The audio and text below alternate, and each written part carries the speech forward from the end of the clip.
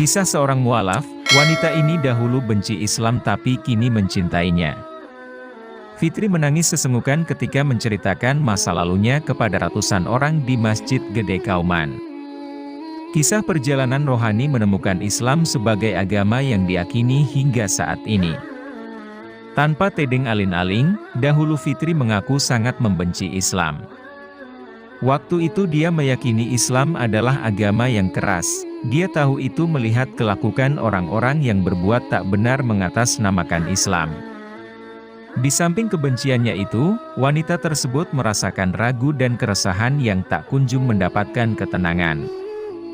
Fitria memeluk agama Islam pada 2012, sebelumnya, dia adalah aktivis remaja di agamanya terdahulu. Fitria rajin pergi ke tempat ibadahnya, namun ia tidak mendapatkan ketenangan. Malah keresahanlah yang terus ada di dalam dirinya. Tahun 2010, ia mulai meninggalkan agamanya. Disitulah yang mulai melakukan pencarian sendiri. Suatu waktu ia membaca arti dari ayat Al-Quran yaitu surat Al-Ikhlas. Saya mendapatkan pencerahan dari ayat itu ditambah merasa tenang ketika mendengarkan orang mengaji, katanya. Saya sempat mencari di kitab agama saya terdahulu. Ketika beribadah bukannya tenang. Tepuk tangan di mana-mana.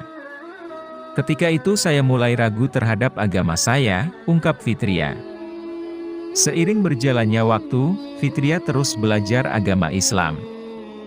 Akhirnya ia mendapatkan ketenangan itu. Ia pergi bersama salah satu orang terdekatnya ke masjid. Sudah tidak ada keraguan di dalam dirinya, ia ingin masuk Islam. Ketika melihat masjid, kekaguman yang ia rasakan. Saya disuruh ambil wudhu dulu. Ketika mau masuk masjid, saya menggunakan alas kaki. Lalu saya dikasih tahu kalau mau masuk masjid tidak boleh menggunakan alas kaki. Di situ saya mengetahui bahwa masjid adalah tempat yang suci. Ketika masuk masjid, saya seperti orang kampungan, saya lihat seluruh isinya. Saya makin kagum. Saya tidak melihat orang di sekitar saya sangat kagum, papar Fitria sambil sesegukan. Hal lain dikatakan oleh Fandi Wiyogo Gunawan, seorang mualaf asal Tulung Agung keturunan Tionghoa. Ia menjadi mualaf sejak 2006 silam. Saat itu Fandi masih duduk di bangku SMP. Ada sebuah pemahaman di dalam dirinya, ketika ingin mengenal Tuhan, kita harus belajar dari kitabnya. Namun Fandi malah tidak mengenal Tuhannya saat itu, malah merasa menjadi jauh. Ia bertanya dalam diri, apakah agama saya ini benar? Saya belajar semuanya. Namun saya menemukan kebenaran di dalam Islam. Saya mulai belajar salat sendiri di musola sekolah, karena di rumah tidak bisa.